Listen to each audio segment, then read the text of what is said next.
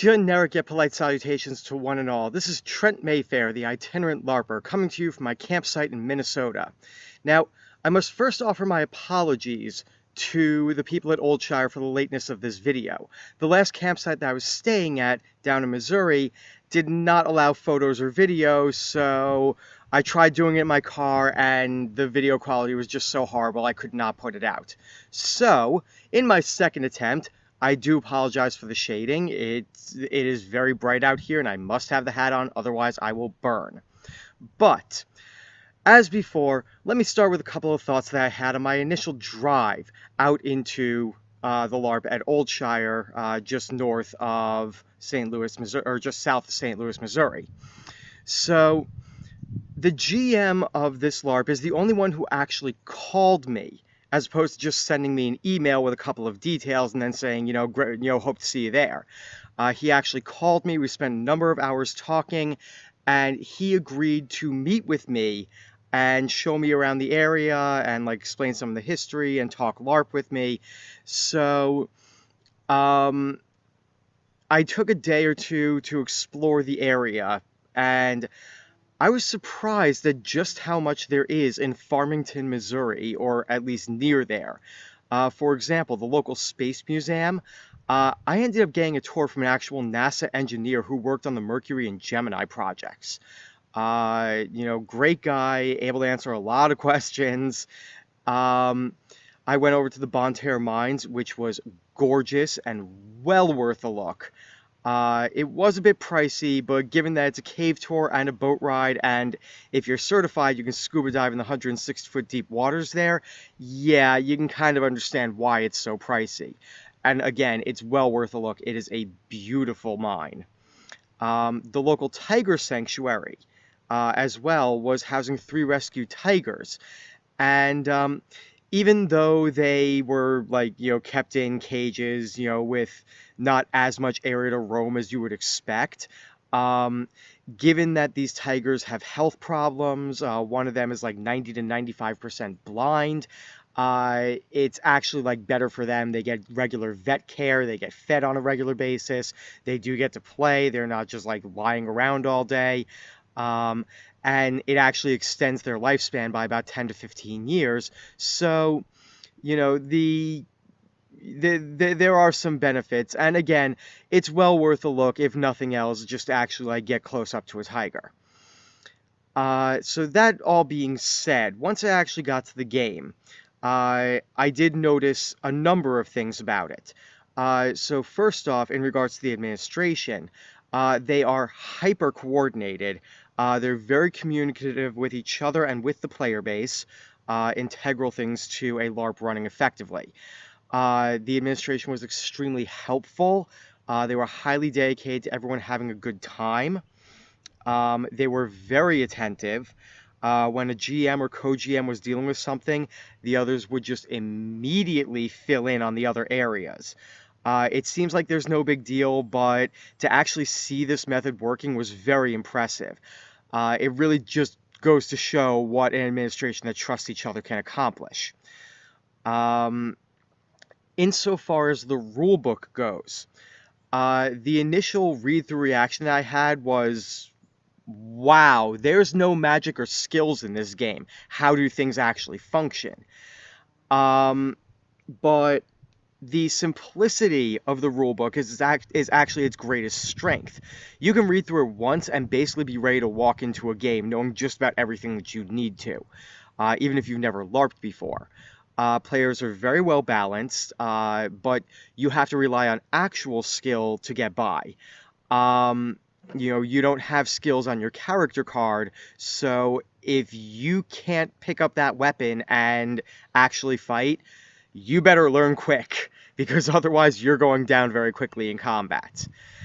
Now, I will also say that this is not the type of LARP that I normally attend. The primary focus of this LARP is PvP. They also enact combat much faster and harder than I'm used to, so I actually opted out of combat in this game in favor of observation. We really don't want anybody to get hurt, probably me. And, for this game, your prowess with with a weapon is really going to determine like how far you're going to get. And it's a great way to actually practice like any martial combat weapon skills that you've been learning. You do have to remember to pull your strike a little bit, but they're okay with thwapping hard. There's no issue with that. Now, insofar as the player base is concerned, they were fairly open-minded. It was a family-friendly game, so there were obvious restrictions. But everyone seemed more than eager to reach out and embrace new ideas and welcome new people. Um, for me, it was a little bit different, I suspect. I'm a bawdy bard. I make no bones about this. But I'm not used to being treated like a celebrity.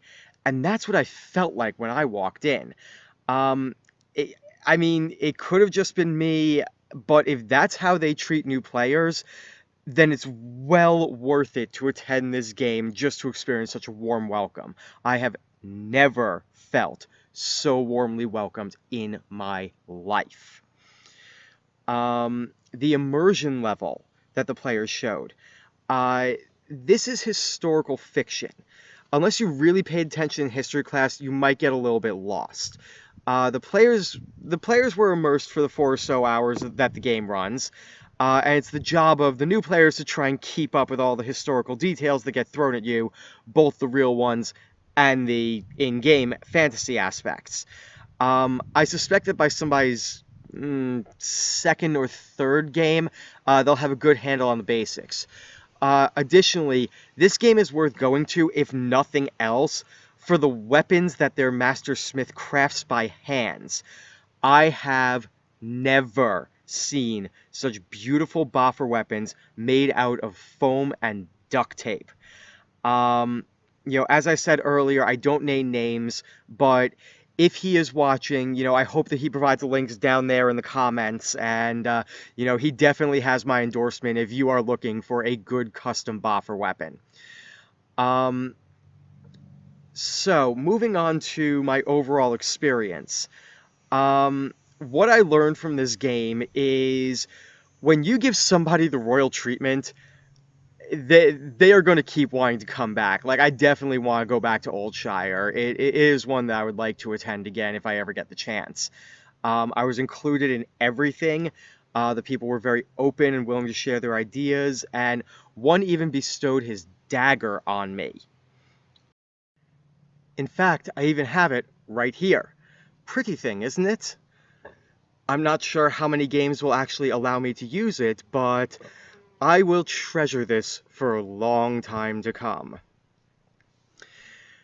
So,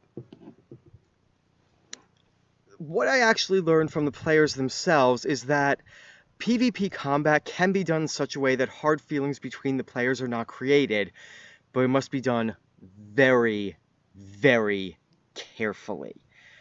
And if you only have 4 hours to play, at Bards, you gotta take the songs out to the battlefield. Like, there's no hanging out in the tavern when it's only a 4-hour game. Little tip for any of the Bards out there. Now, in regards to what I learned from the GMs, to say that I learned a lot is an understatement. I learned how to better simplify a rulebook. I learned the local history of Farmington, Missouri from the GM. I learned the perils and pitfalls of hosting an open LARP in the park, how to better interact with the other people who are wandering by and staring and stuff like that, how to better invite them in so that they might actually be tempted to join. And I also learned something very interesting from the GM, and I really hope that he does not mind me sharing this pearl of wisdom that he dropped at me. I don't normally think about musical philosophy, but there's a certain part of me that now kind of laments that I haven't spent more time on this subject in the last number of years. The GM asked me at one point, where does the song start? And my initial thought was with the intro, because that's how I was trained. You get trained for Broadway, you wait for like the little opening melody and lead-in lines to the song, and then the song starts. If you're performing on a stage, wherever you choose for the song to start, that's where it starts. And it's a very base level of thinking about that. Well, the GM took my drum here and explained to me the drum is made of wood. The wood comes from the tree. The tree comes from the earth. The earth comes from the creator. Ergo, all songs start with the creator.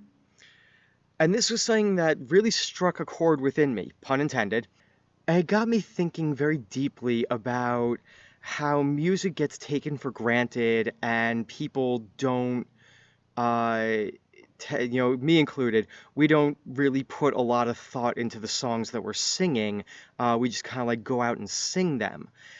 And so, yeah, it definitely gave me a different perspective, and I really, really appreciate that. So, thank you to everybody at Old Shire, and especially to the GM, for teaching me and showing me things that I never thought possible and never even thought about before. So, that should do it for this video, and I will be posting a video later this week about my experience at Tempest Atridia. So, I will see you then.